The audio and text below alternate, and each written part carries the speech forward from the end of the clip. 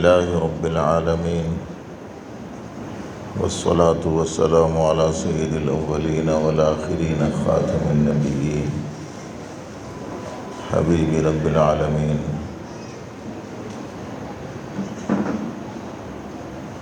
سيدنا ونبينا محمد وآله وصحبه أجمعين وعلى من تبعهم بإحسان إلى يوم الدين.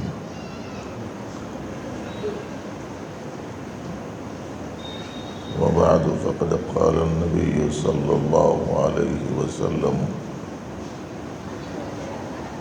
أنا رحمة مهداة، أو كما قال عليه السلام.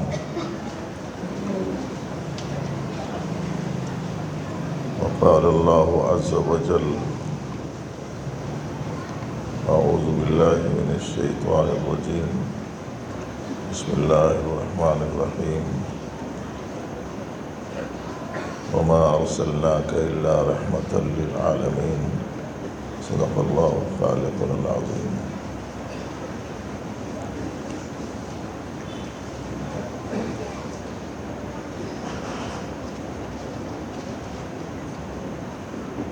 معزز حاضرین، محترم سامعین،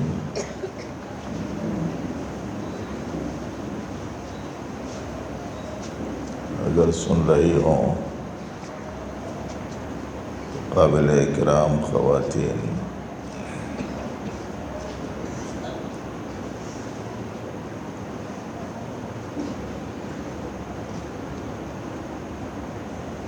ابھی آپ حضرات نے بہت تفصیلی طور پر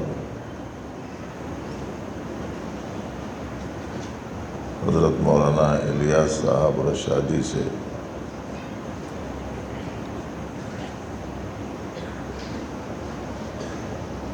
نبی رحمت صلی اللہ علیہ وآلہ وسلم سے امت کا تعلق کیسا ہونا چاہیے،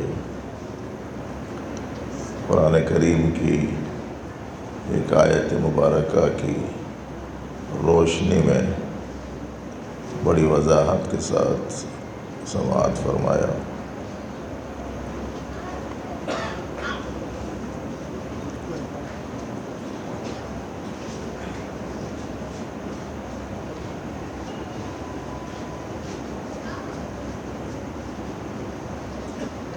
ہم سب کے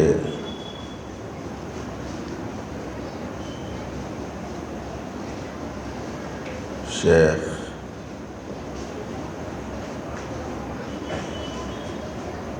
والد بزرگوار حضرت شاہ صوفی غلام محمد صاحب رحمۃ اللہ علیہ فرماتے تھے کہ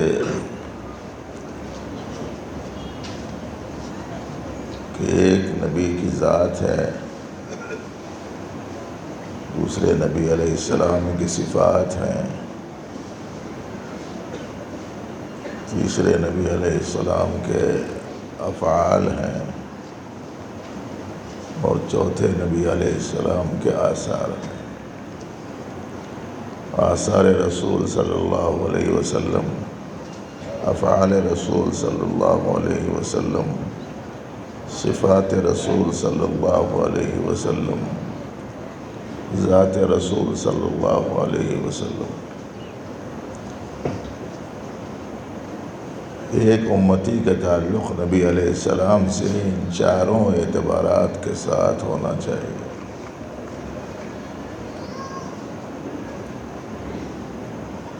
ایک امتی کو ان کے ظاہر سے محبت ہو، اور وہ محبت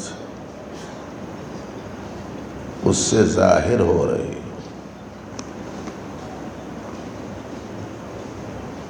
دوسرے نبی علیہ السلام کے افعال سے محبت ہو، اور جو کام آپ انجام دیتے تھے امت کی زندگی میں وہ کام عملاً ظاہر ہو۔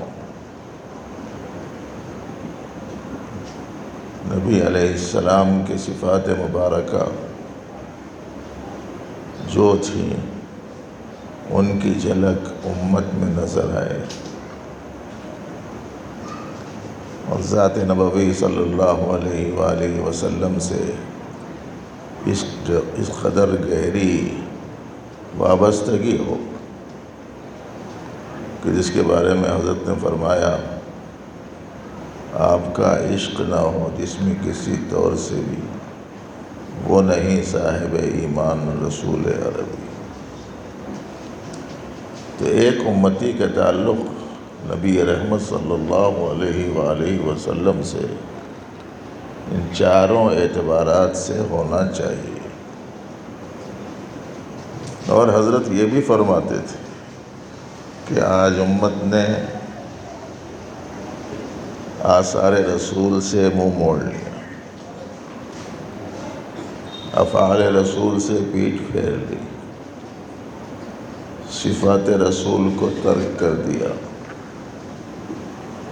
اور تھوڑا بہت تعلق ذات رسول سے ہے، اسی وجہ سے تھوڑا بہت بھرم ابھی باقی ہے، اور جس وقت میں وہ تعلق بھی ختم ہو جائے گا تو پھر ہماری تباہی میں کسی قسم کا کوئی شک و شبہ نہیں رہے۔ اسی لیے معزز دوستو، تفصیل سے سنتے رہنے کی ضرورت پڑتی ہے نبی رحمت صلی اللہ علیہ وسلم کی سیرت طیبہ کو، اقوال مبارکہ کو، آپ کے مبارک طریقوں کو، آپ کی اخلاق عالیہ کو، آپ کی زندگی کے حالات کو تفصیل سے سنتے رہنے کی ضرورت پڑتی ہے۔ اسی لیے اس سے پہلے کہ سیرت کے جلسے میں آخر نے عرض کیا تھا کہ ہر گھر میں سال کے 12 مہینے نبی رحمت صلی اللہ علیہ وآلہ وسلم کا تذکرہ، ذکر مبارک، اسوہ حسنہ ہر گھر میں روزانہ تھوڑا تھوڑا سا ہر گھر کا ذمہ دار پڑھ کر گھروں میں سنانے کا اہتمام کرے۔ اس لیے کہ آپ کی 23 سالہ زندگی کو ظاہر ہے کہ 2 گھنٹے 3 گھنٹے کے جلسے میں تو نہیں سنایا جا سکتا، اور آپ صلی اللہ علیہ وسلم کی حیات طیبہ کا کوئی سا بھی پہلو ایسا نہیں ہے جس کو نظر انداز کر دیا جائے۔ ضرورت ہے اس کی کہ ہر گھر میں پابندی کے ساتھ سیرت طیبہ سنایا جانے کا اہتمام ہو۔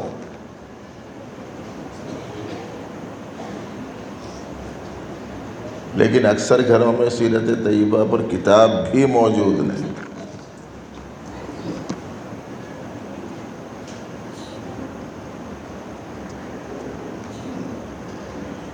جب حالات بگڑتے ہیں تو ماضی میں ہم نے اپنے اکابر کو دیکھا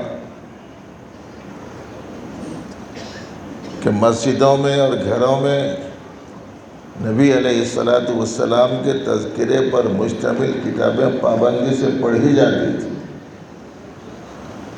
اور اس کی برکات بھی دیکھنے کو ملتی تھی کہ امت پر جو تباہ کن حالات آئے ہوئے ہیں، جو آفات سماوی آئے ہوئے ہیں، جو امراض کی کثرت ہوئی ہے، جو وبائیں پھوٹ پڑی ہیں، ان سب کا ازالہ پیارے نبی علیہ السلام کے ذکر مبارک کی برکت سے ہو جاتا تھا۔ آج ہمارے گھروں میں اس کا کوئی تذکرہ ہی نہیں ہے۔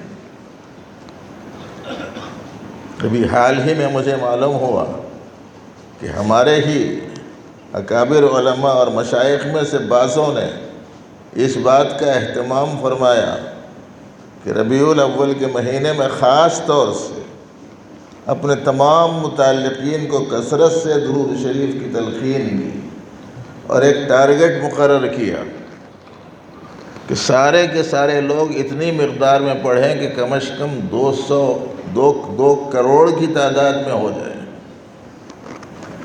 لیکن ان سے تعلق رکھنے والوں نے اس درجے اس کے ساتھ میں وابستگی کا اظہار کیا کہ اس سے زیادہ پڑھ کر مقدار بتلا دی کہ ہم نے اتنا پڑھا ہے۔ تو بات یہ ہے کہ امت نے اپنے نبی علیہ السلام کے ساتھ ویسی وابستگی جیسے ہونی چاہیے قائم کرنے میں بڑی کمی اور بڑی کوتاہی کر رکھی۔ اسی لیے ایک آیت اور ایک حدیث شریف میں نے آپ کی خدمت میں رکھی، جس میں یہ بتایا گیا ہے کہ نبی رحمت صلی اللہ علیہ وسلم کو تمام عالموں کے لیے رحمت بنا کر اللہ نے بھیجا، اور خود نبی رحمت صلی اللہ علیہ وسلم نے ارشاد فرمایا کہ میں ایک ایسی رحمت ہوں جو بطور ہدیے اور تحفے کے انسانوں کو دی گئی۔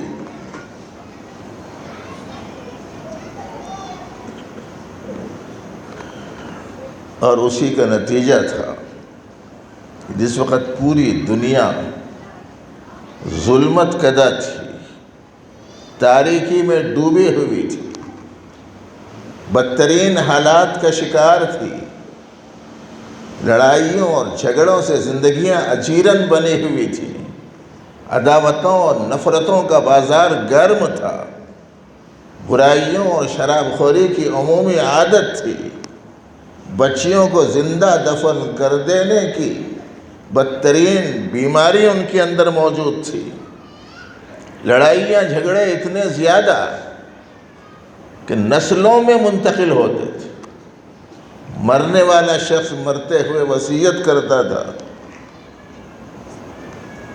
کہ ہماری لڑائی فلاں قبیلے سے چل رہی ہے، لیکن میں دنیا سے جا رہا ہوں، کہیں ایسا نہ ہو کہ میرے جانے کے بعد میں تمہارا یہ سلسلہ منقطع ہو جائے، خبردار میں تمہیں وصیت کرتا ہوں کہ میرے بعد بھی یہ جھگڑا جاری رہنا۔ یہ وصیت کرتے تھے۔ حالات ایسے تھے، اور بہیمیت و بربریت اور درندگی کا یہ عالم تھا کہ اگر کسی کو کسی پر قابو مل جاتا اور کوئی کسی پر قابو پا لیتا اور اس سے دشمنی ہوتی تو صرف مارتا نہیں تھا، جسم کے 2 ٹکڑے کر دیتا تھا۔ اتنی حیوانیت تھی اس زمانے میں۔ لیکن تشریف لائے نبی رحمت صلی اللہ علیہ وسلم، جب ظلم و ستم حد سے گزرے، تشریف محمد لے آئے۔ برائیاں انتہائی عروج پر پہنچ گئی، جہالت اور نادانی عام ہو گئی، اور ہر قسم کی خرابی انسانوں میں پیدا ہو گئی، اور انسان کی سطح سے اتر کر حیوانیت کی سطح پر چلا گیا تھا۔ تو پھر آپ تشریف لائے، اور کیسے ماحول میں؟ ایسے ماحول میں کہ پہلی ہی آواز پر آپ کی مخالفت شروع ہو گئی تھی۔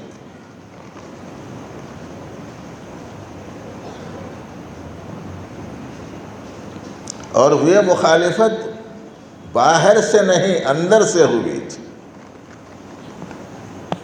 یعنی خاندان کے افراد نے مخالفت شروع کر دی تھی، جس پر سورت تبت یدا ابی لہب وتب اتری۔ پہلی آواز پر مخالفت شروع ہوئی، مسلسل ستایا گیا، اذیتیں دی گئیں، اوجھڑی آپ کے جسد اطہر پر ڈالی گئی،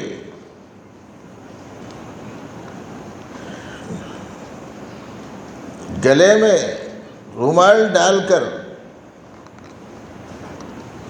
کھینچا گیا۔ اتنی شدید ترین مخالفت کے ماحول میں آپ اٹھے، آپ نے دین کی محنت شروع فرمائی۔ آہستہ آہستہ جو سعید روحیں تھیں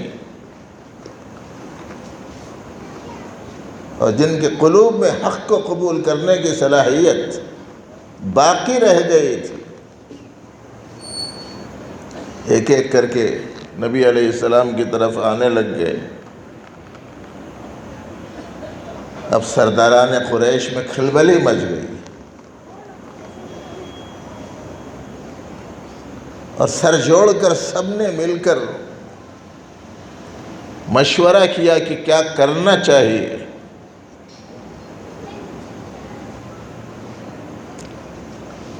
ہمارے اپنے گھر کے افراد ان کی بات ماننے لگ گئے، اور ان کی وجہ سے تو ایسا ہو گیا اور ویسا ہو گیا، خاندانوں میں پھوٹ پڑ گئی، رشتہ داروں میں اختلافات ہو گئے۔ اس کو ختم کرنے کے لیے کیا کرنا چاہیے؟ سبوں نے مل کر مشورہ کیا، کسی نے کوئی رائے دی، کسی نے کوئی رائے دی، کسی نے کوئی رائے دی۔ آخرکار ایک رائے پر متفق ہو کر ایک شخص کو نمائندہ بنا کر بھیجا، خود نبی علیہ السلام کے عزیزوں میں سے، اور جا کر یہ کہنے کو کہا کہ تم چاہو تو ہم سب مل کر تم کو اپنا سردار بنا لیں،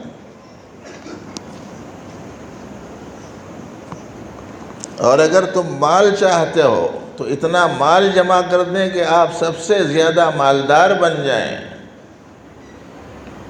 اگر آپ عورت چاہتے ہیں تو سب سے حسین لڑکی ہم آپ کی خدمت میں پیش کر دیں گے، لیکن یہ دین کی طرف بلانے کا کام چھوڑ دو،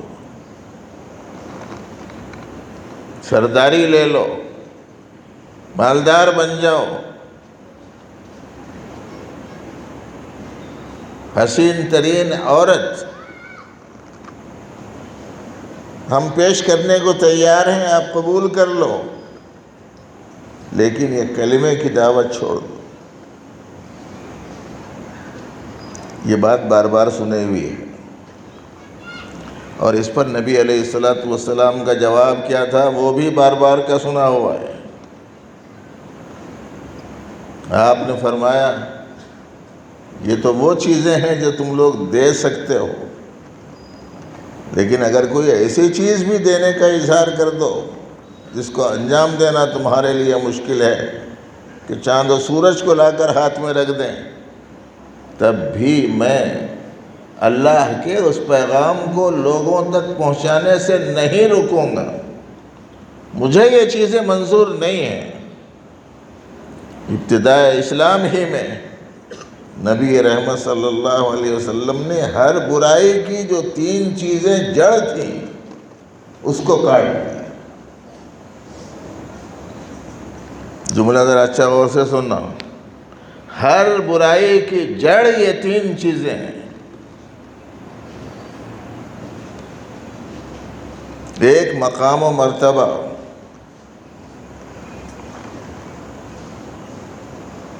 دوسرے دولت، اور تیسرے عورت۔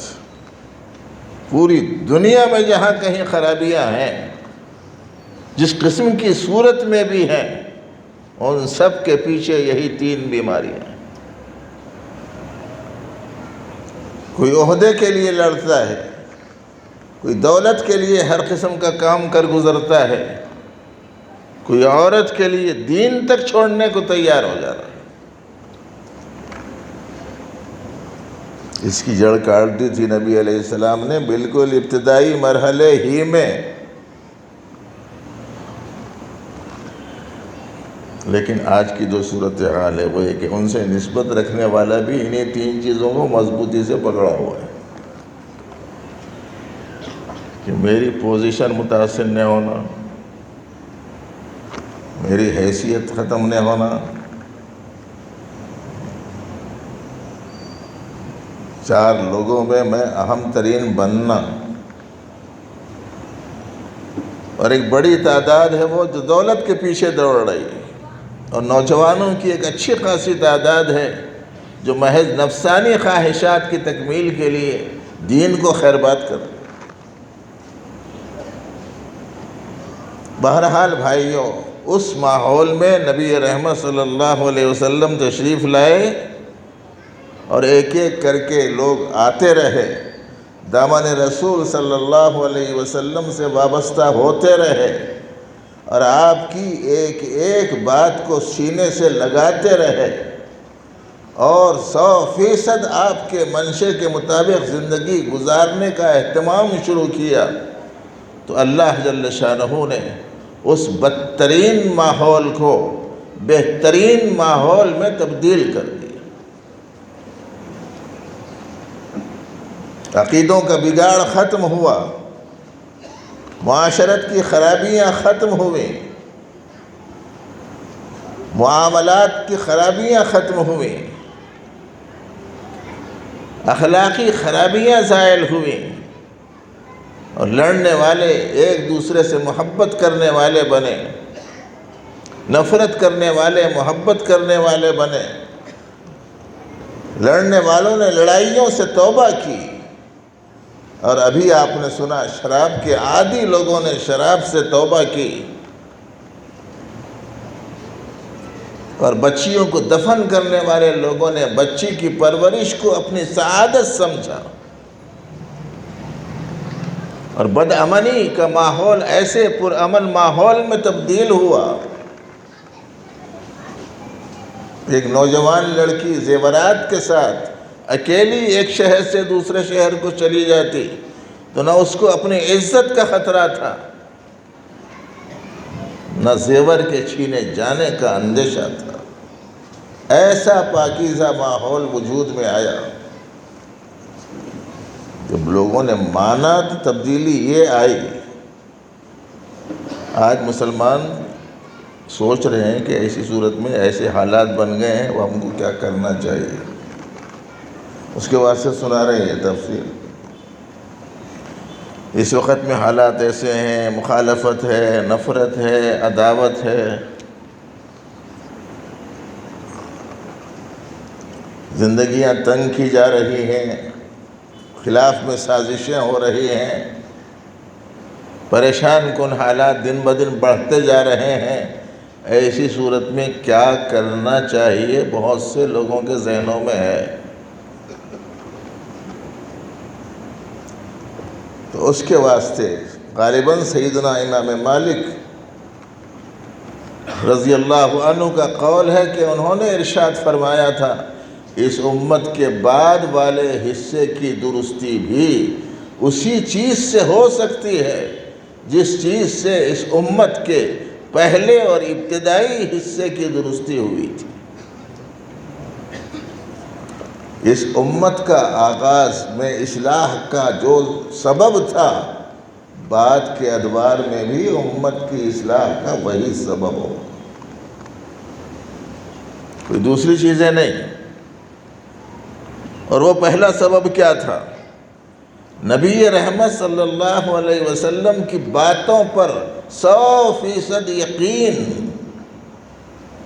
اور دنیا فانی کو دل میں جگہ نہ دینا۔ یہ دو اسباب تھے، الزہادۃ والیقین۔ دنیا فانی کی محبت کا دل میں نہ رہنا، اور نبی رحمت صلی اللہ علیہ وسلم کی ہر بات پر 100% یقین ہو۔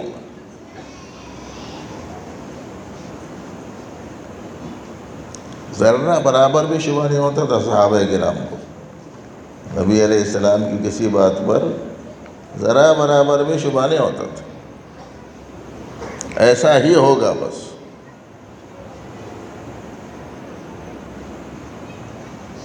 مدینے سے ایک عورت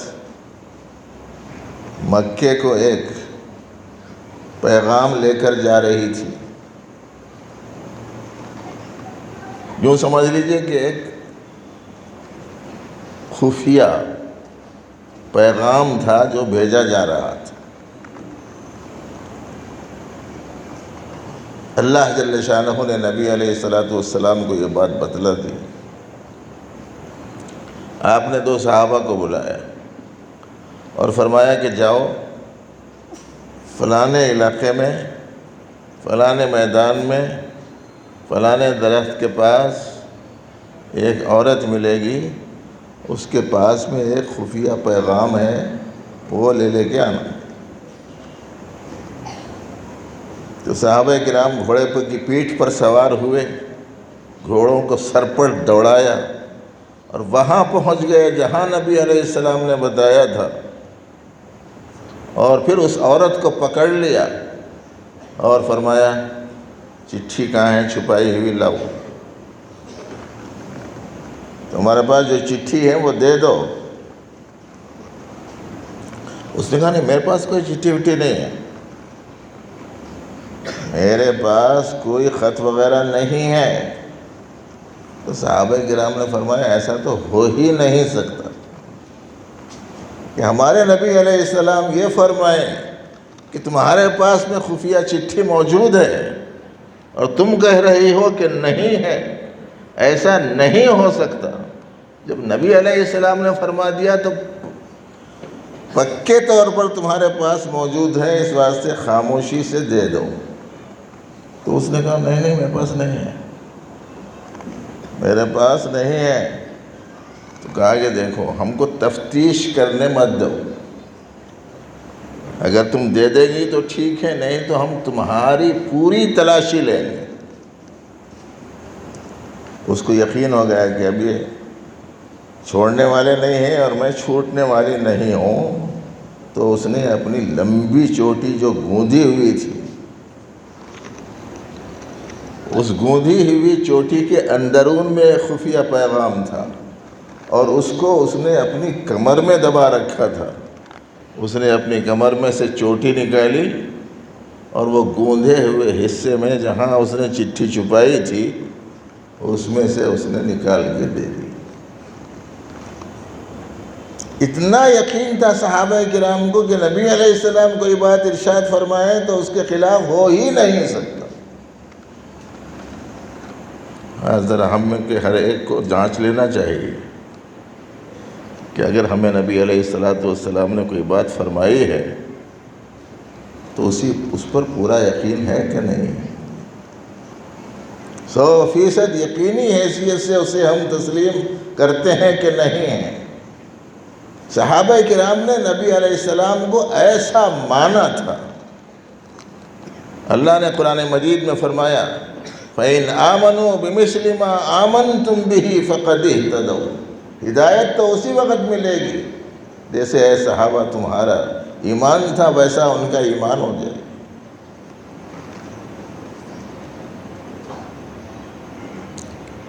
جب ایسا ایمان لائے، ایسا یقین کیا، اور پھر دنیا سے بے رغبتی ایسی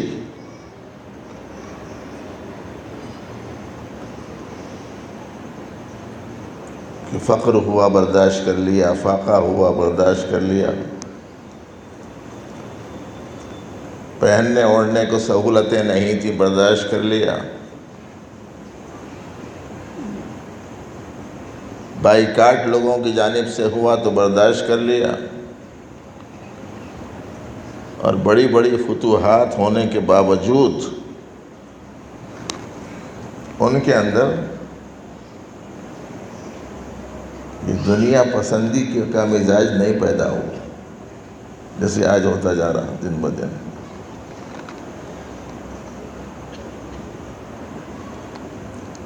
انتہائی پریشان کن حالات میں زندگی گزارتے ہوئے فتوحات پر فتوحات حاصل کرتے گئے۔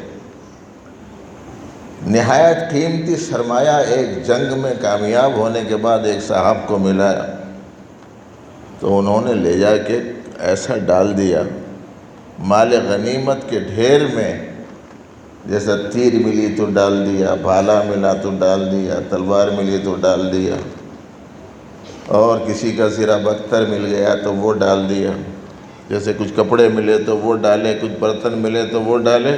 ایک صاحب وہ قیمتی سرمایہ لے آگے ڈال دیا، بہت قیمتی تاج، ہیرے جواہرات جڑا ہوا،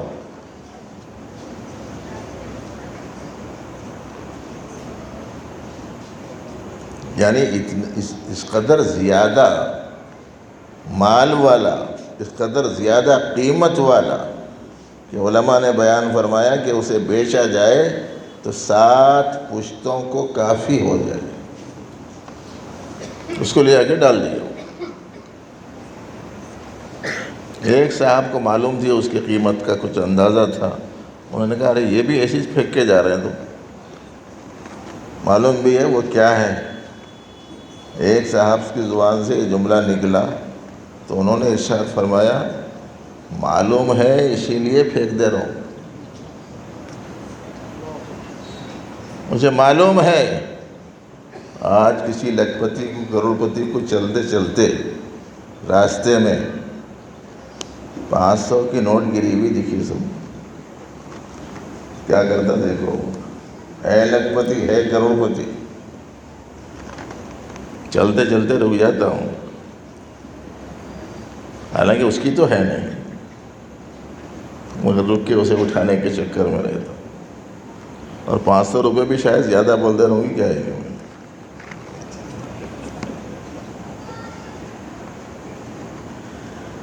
دنیا سے بے رغبتی ویسی، نبی علیہ السلام کی بات پر یقین ایسا، اس کے نتیجے میں وہ پوری روئے زمین پر بسنے والے لوگوں میں سب سے زیادہ پست حال سمجھے جانے والے لوگ پوری دنیا میں سب سے زیادہ عالی شان بن گئے۔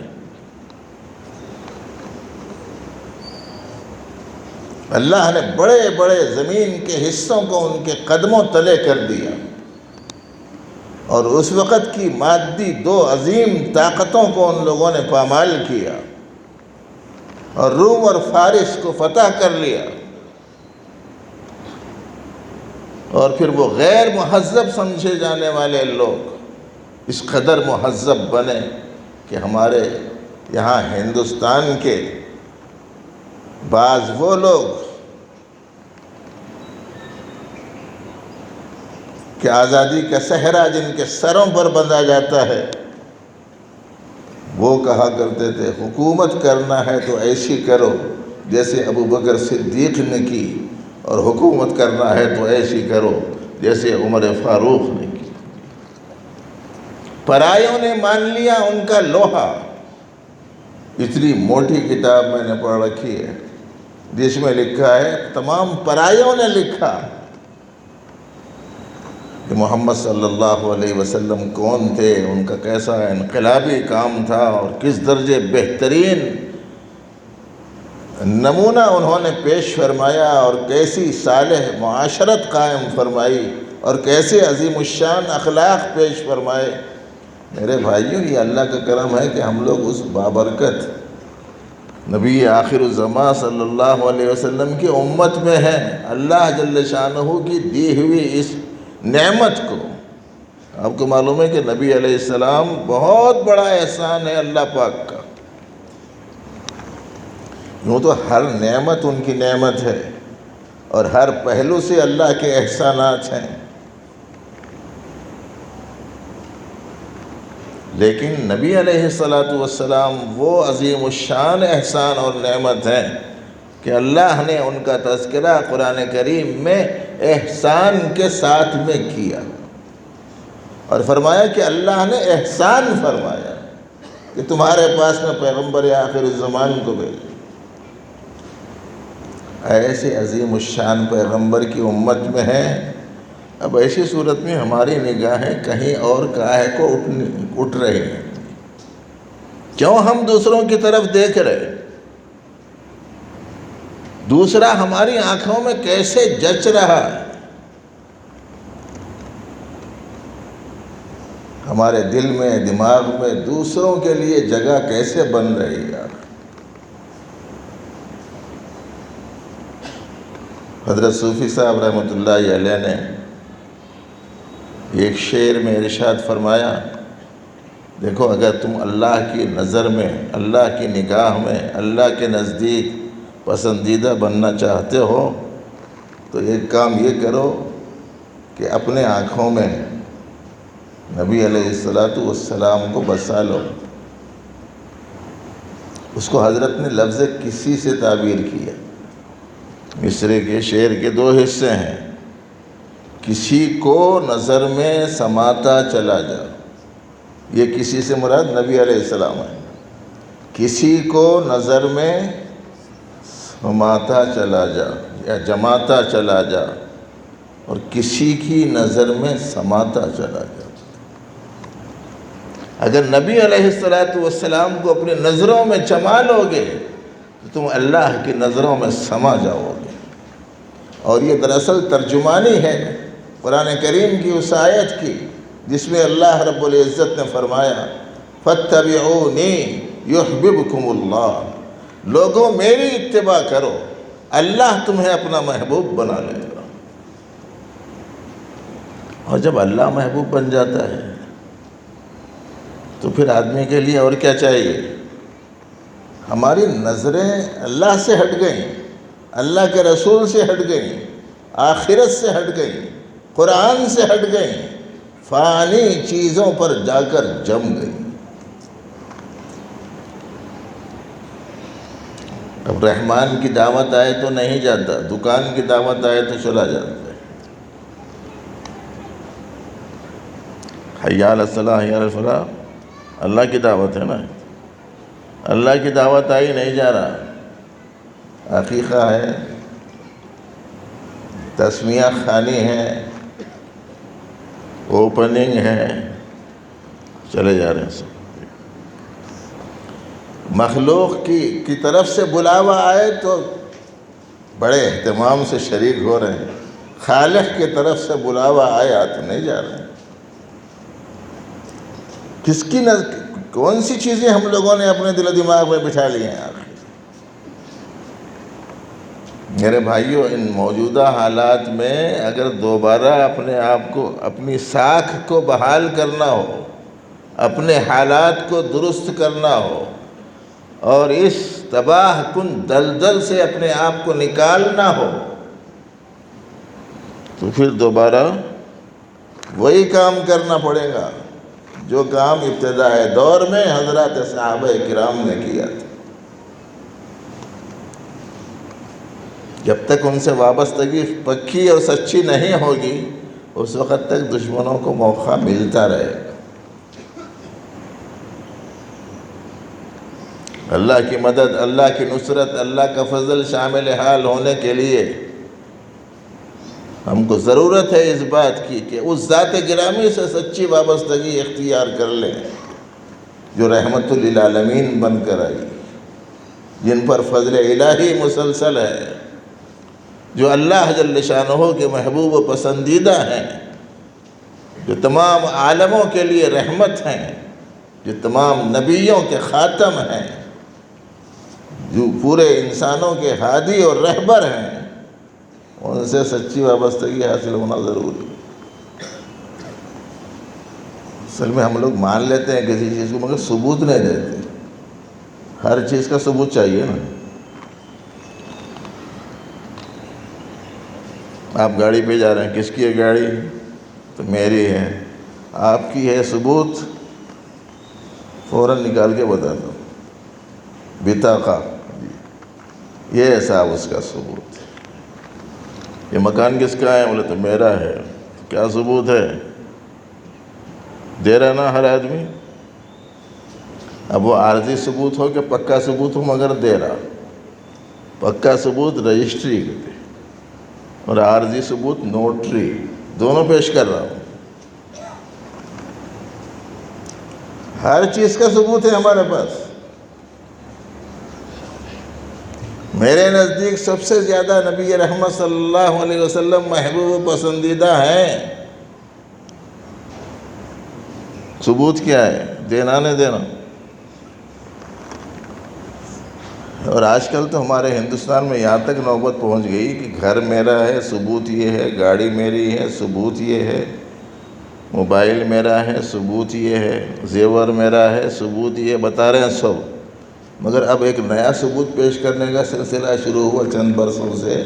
تم یہاں کے ہیں کہ نہیں ہیں؟ ہاں یہاں کا ہوں۔ ثبوت کیا ہے پوچھ رہے؟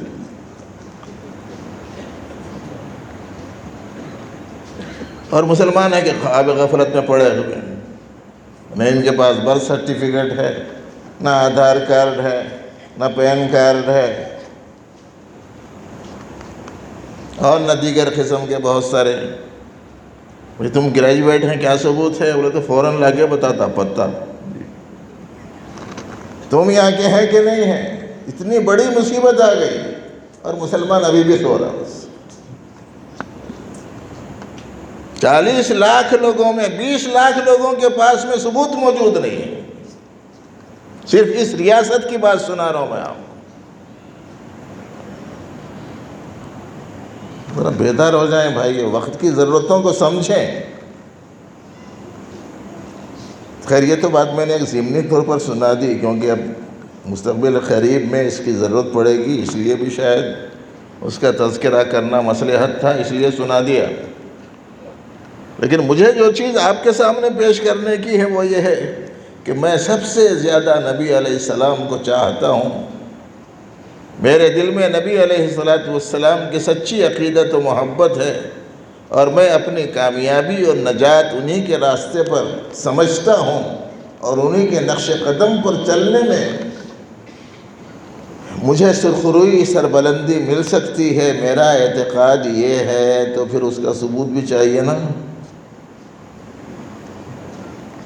الذین یؤمنون بالغیب کے بعد میں وَيُقِيمُونَ الصَّلَاةَ آیا تو بعض علماء نے بیان فرمایا ایمان بالغیب نہیں دکھنے کی چیز ہے، اس کا ثبوت نماز بالظاہر ہے.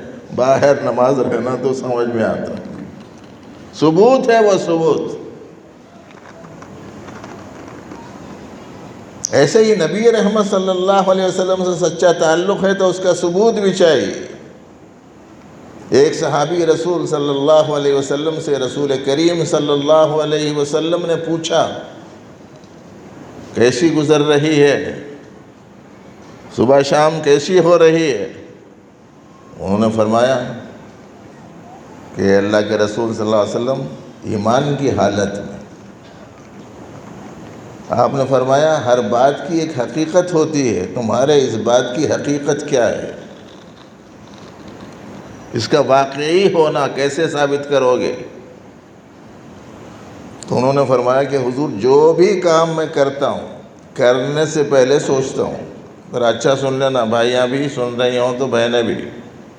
جو بھی کام کر رہا ہوں، بات کر رہا ہوں تو بات کرنے سے پہلے، کام کر رہا ہوں تو کام کرنے سے پہلے، اقدام کر رہا ہوں تو اقدام سے پہلے، موافقت کر رہا ہوں تو موافقت سے پہلے، مخالفت کر رہا ہوں تو مخالفت سے پہلے، دوستی کر رہا ہوں تو دوستی سے پہلے، دشمنی کر رہا ہوں تو دشمنی سے پہلے، کسی بھی کام کے انجام دینے سے پہلے میں یہ سوچتا ہوں کہ یہ نیکیوں کے پلڑے میں رکھا جائے گا کہ برائیوں کے پلڑے میں. ہمیشہ میرے سامنے گویا ترازو ہے، ایک طرف جنت ہے ایک طرف جہنم ہے. میں یہ سوچتا ہوں کہ میرا یہ عمل جنت کی طرف لے جائے گا کہ جہنم کی طرف، میرا یہ عمل نیکی کے پلڑے میں رکھا جائے گا کہ برائی کے، میرے لیے یہ عمل نجات کا سبب بنے گا کہ ہلاکت کا. پہلے یہ سوچتا ہوں. میدان محشر گویا میرے آنکھوں کے سامنے ہے، ایک طرف جنت اور ایک طرف جہنم ہے، اور ترازو بھی ہے، اور اس میں اعمال تولے جا رہے ہیں. کسی کو ادھر گھسیٹا جا رہا ہے، کسی کو ادھر لے جایا جا رہا ہے. ایسی ہی حالت میں میں ہر کام کو انجام دیتا ہوں. اس پر نبی رحمت صلی اللہ علیہ وسلم نے فرمایا کہ تم واقعی ایماندار ہو، اسی پر جمے رہو.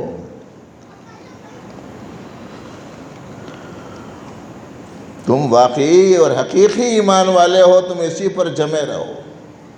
ہمارے حضرت نے یہی فرمایا، مگر ہم لوگ اور راگوں میں شاید مفہوم کی طرف توجہ نہیں دیتے.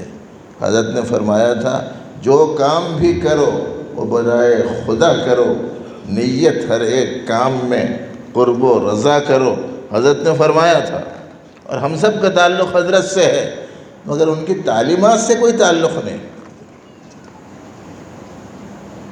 نہ کسی سے بات کرنے سے پہلے سوچ رہے ہیں، نہ کوئی کام کرنے سے پہلے سوچ رہے ہیں، نہ کوئی اقدام سے پہلے سوچ رہے ہیں، نہ دوستی سے پہلے سوچ رہے ہیں، نہ دشمنی سے پہلے سوچ رہے ہیں. کسی سے محبت کرو تو کس کے لیے کرو؟ اللہ کے لیے. کسی سے بغض رکھو تو کس کے لیے؟ نبی رحمت صلی اللہ علیہ وسلم نے دونوں چیزوں کو ایک جگہ جمع کیا. فرمایا من احب للہ وابغض للہ واعطى للہ ومنع للہ فقد استکمل الایمان. جس نے محبت کی اللہ کے لیے جس نے کسی سے بغض رکھا اللہ کے لیے، کسی نے کسی کو دیا تو اللہ کے لیے، کسی نے کسی کو دینے سے روکا تو اللہ کے لیے، نبی علیہ السلام نے فرمایا اس کا ایمان کامل ہو گیا۔ تو نبی علیہ السلام نے ایمان کے کمال کے اس بات کے لیے اعمال کو بتایا کہ تم عمل کس بنیاد پر کرتے ہو۔ تو ثبوت چاہیے کسی بھی چیز کو۔ اس واسطے بھائیو اپنی زندگیوں کو بدلنے کا ہمیں فیصلہ کرنا چاہیے۔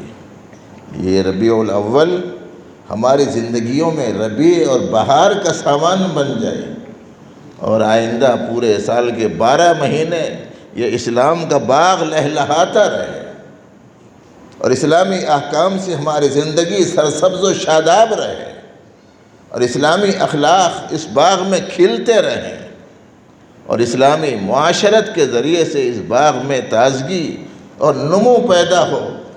اس کا اہتمام آج امت مسلمہ کو کرنا ہے۔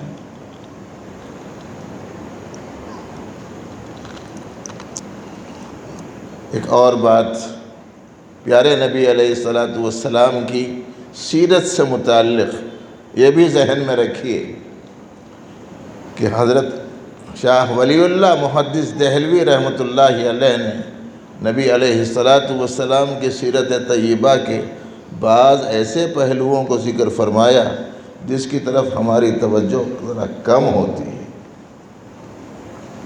انہوں نے عالمین تناظر میں مجموعہ انسان کی درستی سے متعلق نبی علیہ السلام کی سیرت کے سلسلے میں مطالعہ کیا اس رخ پر،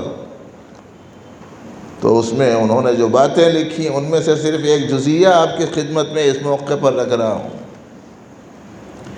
ابھی نبی علیہ السلام نے نبوت کا اعلان نہیں فرمایا تھا، 17 یا 18 سال کی آپ عمر کے تھے۔ اس موقع پر مکے میں ایک تاجر آیا اور اس نے مکے کے ایک سردار کو اپنا سامان بیچا، سامان لے لیا اور اس کی قیمت ادا کرنے سے انکار کر دیا۔ ایسا کرتے تھے تاجروں کے ساتھ میں لوگ، جیسے اس زمانے میں بھی کر رہے ہیں، کسی سے لے لیتے ہیں اور بعد میں دیتے نہیں ہیں اس کا حق۔ آج کل تو قرضوں کے سلسلے میں بھی ایسا بہت دیکھنے کو مل رہا، قرضہ لیتے وقت میں لے لیتے اور دیتے وقت میں پھراتے رہتے، اور جب وہ بہت ہی زیادہ اصرار کرنے لگا تو بڑی خشک انداز میں بول دیتے ہیں ایس وقت میں دیں گے۔ اس کے باوجود بھی اگر اس نے تھوڑا سا اصرار کیا تو جواب میں کیا کہتے ہیں؟ جواب میں یوں کہتے ہیں کہ تمہارے جسم پر تمہارا جو سر باقی ہے اگر رکھنا ہے تو پھر مت آنا۔ یہ حال ہے اس وقت لوگوں کا۔ تو اس زمانے میں بھی یہ چیز موجود تھی۔ اب ان تاجروں میں سے ایک ذرا جری تاجر آیا، اس نے ایک سردار کو سامان بیچا، اس نے پیسے دینے سے انکار کر دیا۔ تو وہ ذرا ہمت والا تھا، اس نے ایک پہاڑ پر چڑھ کر جبل ابو قبیس پر چڑھ کر اس نے آواز لگائی، لوگ جمع ہو گئے۔ تو کہا کہ میں تاجر ہوں، فلانی جگہ سے یعنی یمن سے آیا ہوں، اور یہاں کے ایک سردار نے مجھ سے سامان خریدا ہے اور میری رقم مجھے نہیں لوٹاتا ہے۔ میں تم سے انصاف کا طلبگار ہوں، میرا حق مجھے دلوا دو، ورنہ میں مکے کے بارے میں پوری دنیا میں یہ مشہور کر دوں گا کہ یہاں تاجروں کو لوٹا جاتا ہے۔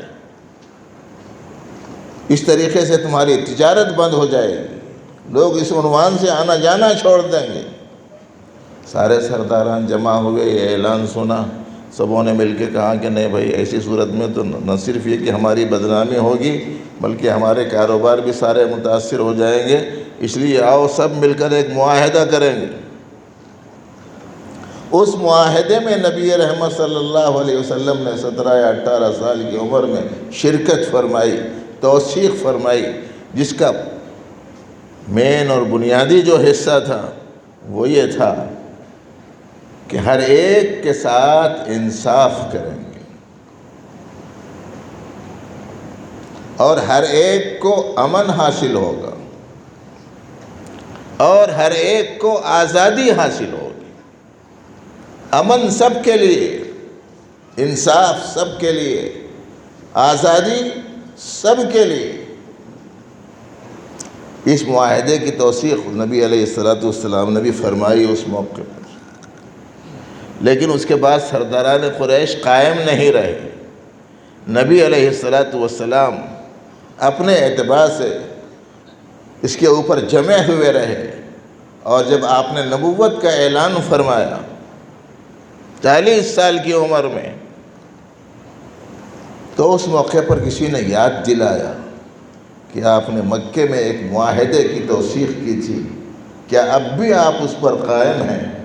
تو نبی علیہ السلام نے ارشاد فرمایا، اب بھی قائم ہوں اور ہمیشہ قائم رہوں گا۔ تو جس معاہدے پر نبی رحمت صلی اللہ علیہ وسلم قائم رہے پوری زندگی، ان تین چیزوں، ان تین عناوین کے تحت میں ذرا ہم لوگ بھی سوچ لیں، انصاف سب کے ساتھ ہو رہا کہ نہیں ہو رہا؟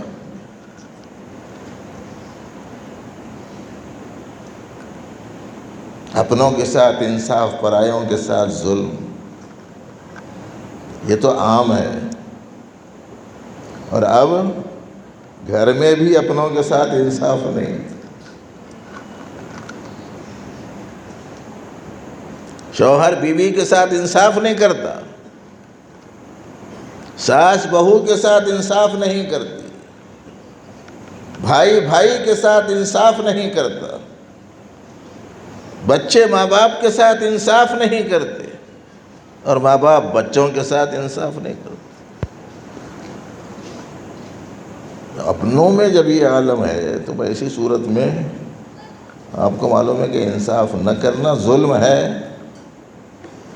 اور انصاف نہ کرنا جب ظلم ہے تو ظلم والوں کو امن نہیں ہے، یہ ہے قرآن میں۔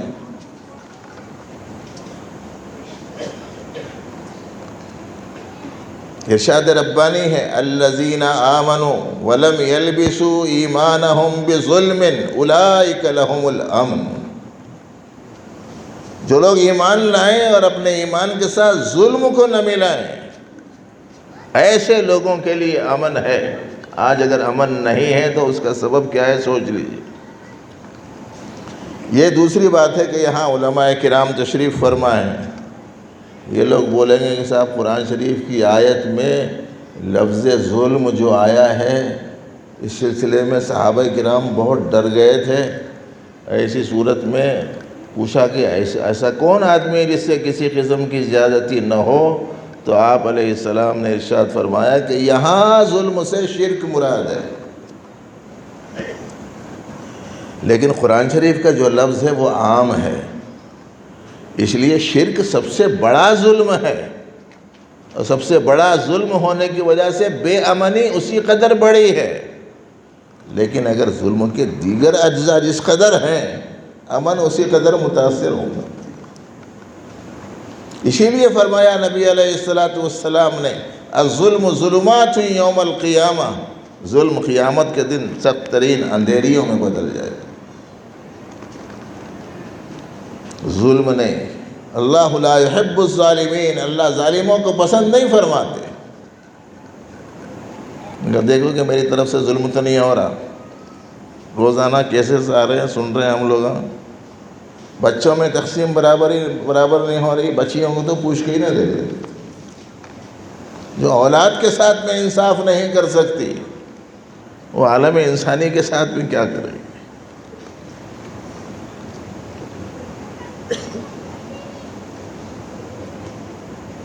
تو امن سب کے لیے، انصاف سب کے لیے، جس کا جو حق ہے اس کو وہ حق دینا، اس کا نام ہے انصاف، اس کا نام ہے عدل، جس کا حکم دیا اللہ پاک نے۔ اور ہر جمعہ کے خطبے میں خطیب حضرات سب سے اخیر میں جو پیغام دیتے ہیں وہ پیغام یہی، ان اللہ یأمر بالعدل والاحسان۔ آخر میں ہر خطیب یہی سناتا، آخر میں کوئی سی بات سناتے جو بہت زیادہ اہم ہوتی، مگر ہم لوگ اسے سمجھنے کی کوشش ہی نہیں کرتے۔ ہم لوگ سمجھتے ہیں کہ جب امام صاحب ان اللہ یامر بالعدل بولے تو گویا یہ اعلان کر رہے ہیں اپنی اپنی جگہیں سنبھال لو اور کھڑے ہو جاؤ۔ اسی وقت سے ہلنا جلنا، اپنا بیٹھک ٹھیک کرنا، اٹھنے کی تیاری کرنا، اس میں لگ جاتے ہیں۔ سب سے اہم پیغام کے وقت میں صرف اپنی جگہ تلاش کرنے کے چکر میں۔ اللہ نے حکم دیا ہے عدل کا، اور عدل نام ہے ہر ایک کا جس کا جو حق ہے اس کو وہ حق دینے کا۔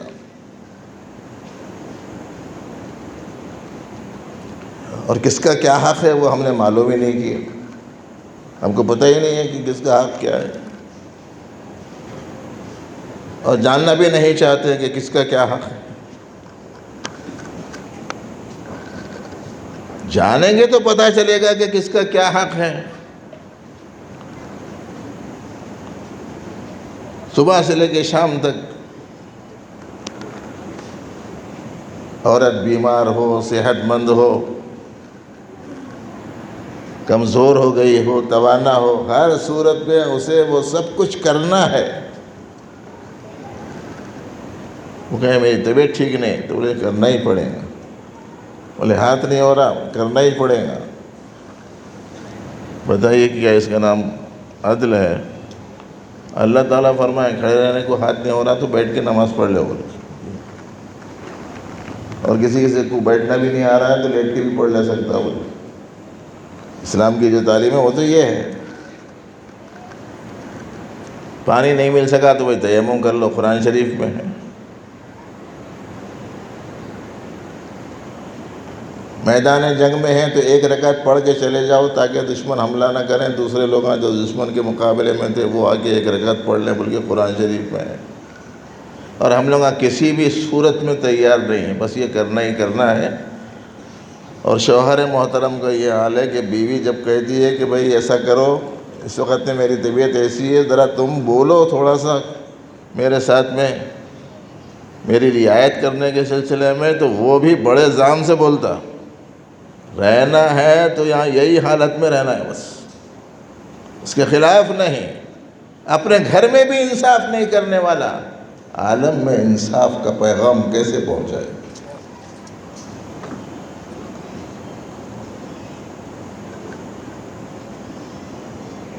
اور بعض نوجوانوں کا حال بھی عجیب ہے، جو بولے وہ سن لے رہے ہیں۔ باہر چلے جائیں گے بولے تو باہر چلے جا رہے ہیں، گھر سے نکل جائیں گے بولے تو گھر سے نکل جا رہے ہیں۔ ارے اماں بابا کا کیسا بولے تو کیسا بھی ہوتا ان کا، چلو جی بول کے انہیں بولتی ہی نہیں چلے جاتے۔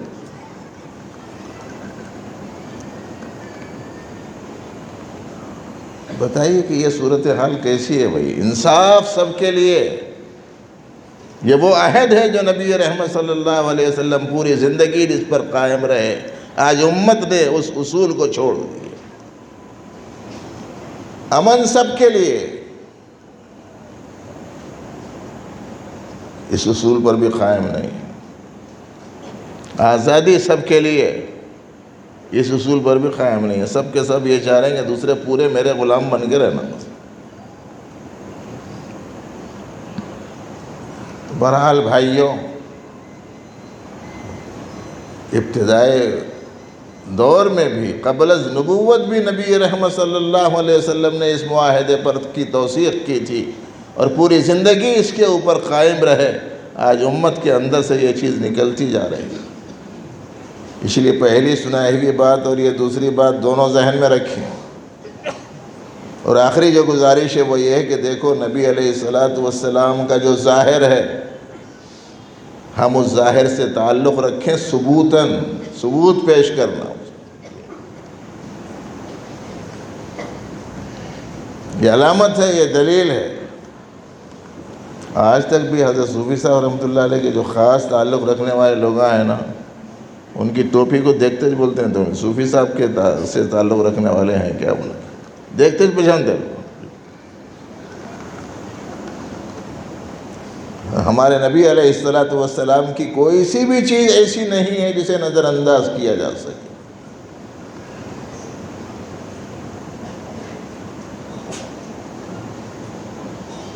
اس واسطے ظاہر ہمارا، کام ہمارے، صفات ہماری نبی رحمت صلی اللہ علیہ وسلم کی صفات سے مزین ہو، آپ کے کام سے ہمارا تعلق ہو، آپ کے ظاہر سے ہمارا تعلق ہو۔ یہ دوسری بات ہے کہ ان جیسی کوئی سی بھی چیز ہم سے نہیں ہو سکتی، لیکن حکم ہے۔ نبی علیہ السلام 5 وقت کی نماز پڑھتے تھے۔ آج اگر ہم یہ بولیں کہ نبی علیہ السلام پڑھتے تھے، بھائی میں کہاں سے پڑھ سکتا ہوں، میں کہاں وہ کہاں، تو ایسی صورت میں تو سب کو نماز سے چھٹی مل جائے گی۔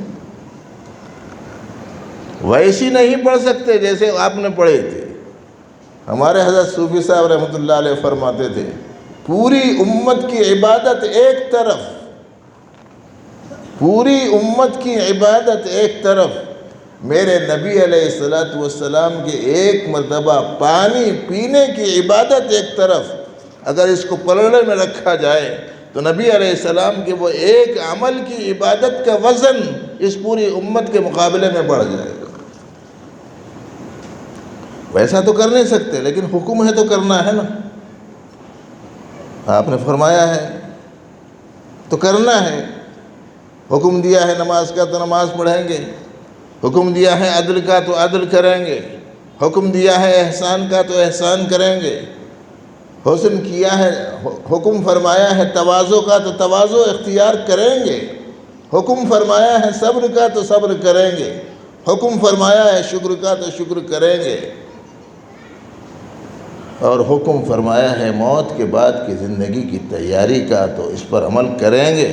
جو حکم دیا آپ نے، حکم فرمایا ہے کبر سے بچنے کا، ریا سے بچنے کا، اخلاص کے اپنانے کا جب حکم دیا ہے تو اپنے کو کوشش کرنے ہے اس کی۔ کل ہی ایک جگہ جلسہ سیرت میں عرض کر رہا تھا، اخلاص کا مطلب بھی عام طور پر لوگوں کو معلوم نہیں ہے، لفظ سمجھ میں آ گیا ہے بس، حقیقت اخلاص نہیں جانتے ہیں لوگ۔ انسان کے لیے 2 چیزیں بہت مرغوب ہوتی ہیں، ایک مال اور دوسرے مقام اور منصب۔ وہ بھی غرض ہے، یہ بھی غرض ہے۔ مال تو نہیں چاہتا لیکن عہدہ چاہتا ہے، مقام چاہتا ہے، مرتبہ چاہتا ہے، اور دوسرا وہ ہے مرتبہ رہے یا نہ رہے، دولت مل جائے۔ تو یہ دکھنے والی مادی فائدہ ہے دولت، نہیں دکھنے والا اندرون میں پائے جانے والا بڑائی کا جذبہ ہے۔ یہ دونوں اغراض سے جب تک کہ آدمی بلند نہ ہو، اخلاص پیدا نہیں ہوتا۔ تو نبی رحمت صلی اللہ علیہ وسلم نے جب حکم دیا ہے تو ہم کو ہر چیز سے متعلق کچھ نہ کچھ اثر ہماری اپنی زندگیوں میں پایا جانا چاہیے۔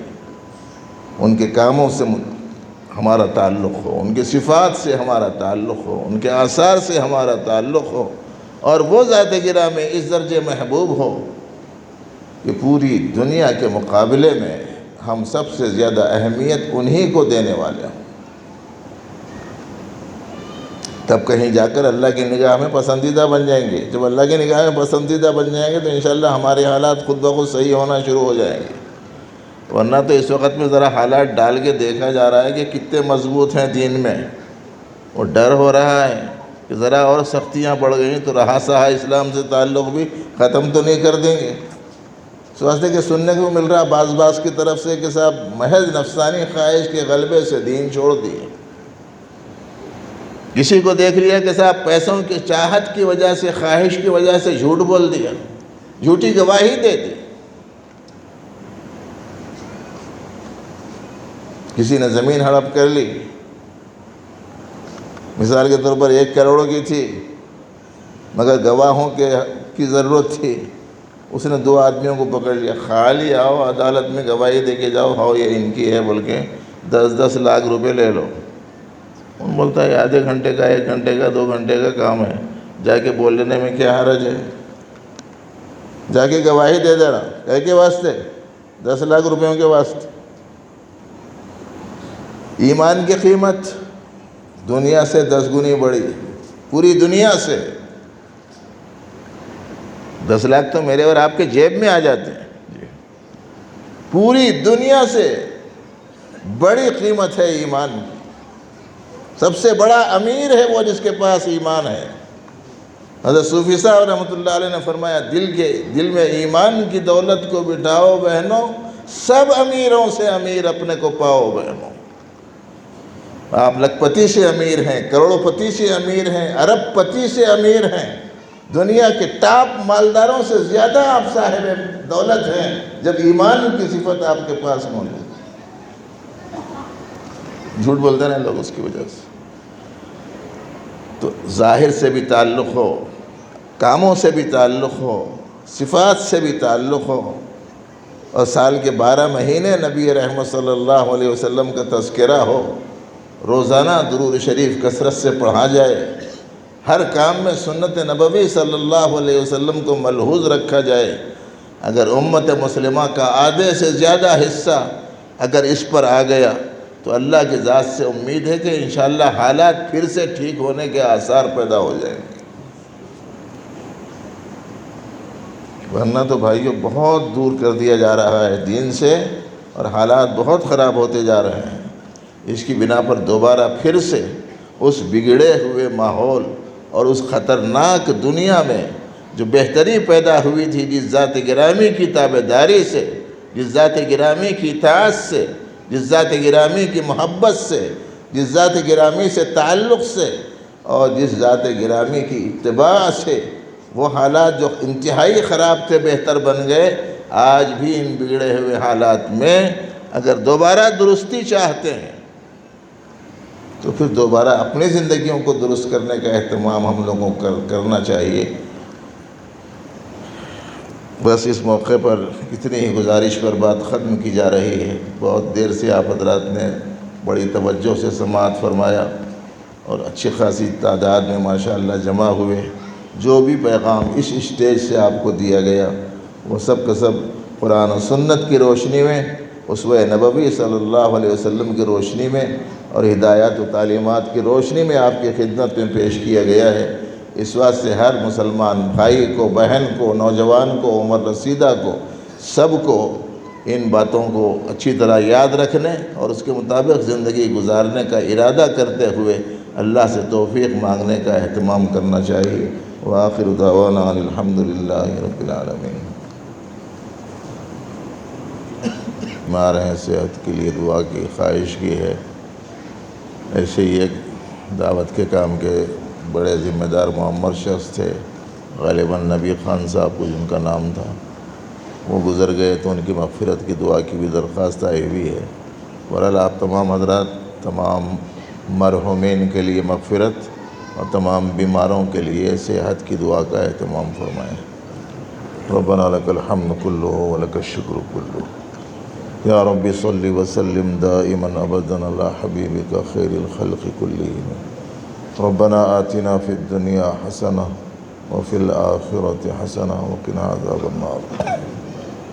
اللہم اعنا بالعلم وزیننا بالحلم واکرمنا بالتقوی وجملنا بالعافیہ۔ اے اللہ اپنے فضل و کرم سے ہماری اس حاضری کو قبول فرما۔ جو کچھ کہا سنا گیا ہے اپنے کرم سے مولا اس کے مطابق عمل کی توفیق عطا فرما۔ اے اللہ نبی علیہ السلام سے سچی عقیدت و محبت عطا فرما۔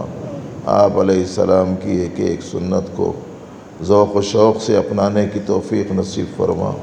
اے اللہ آپ کے سکھائے ہوئے اخلاق سے ہم سب کو مزین فرما، اسلامی اخلاق سے ہم سب کو آراستہ فرما، آخرت کی فکر ہم سبوں کے قلوب میں پیدا فرما۔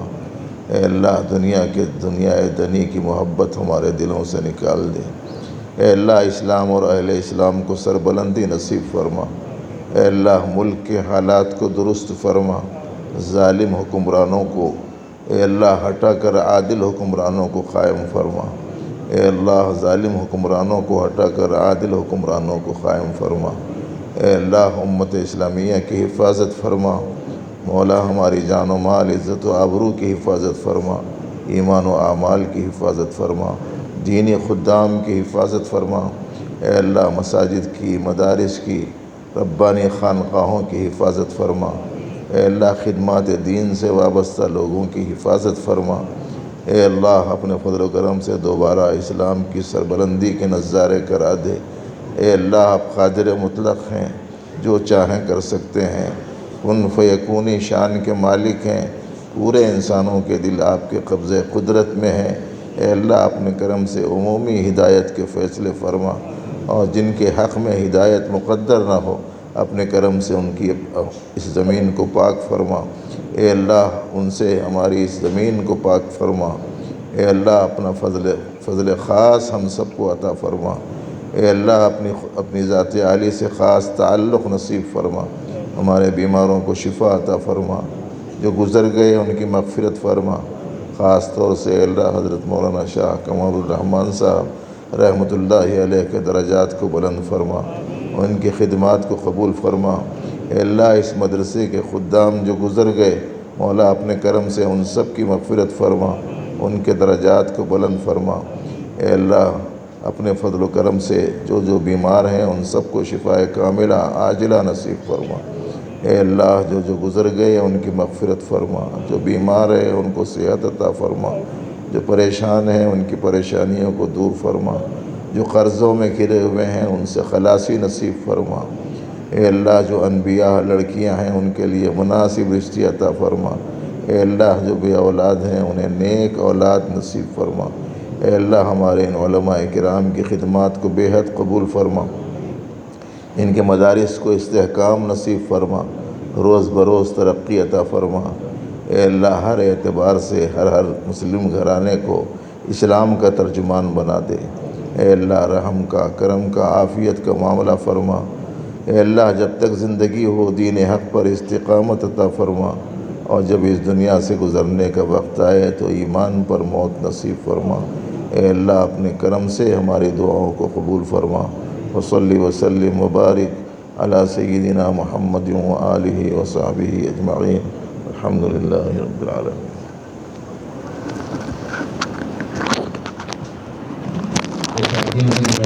مسافر ہے کہ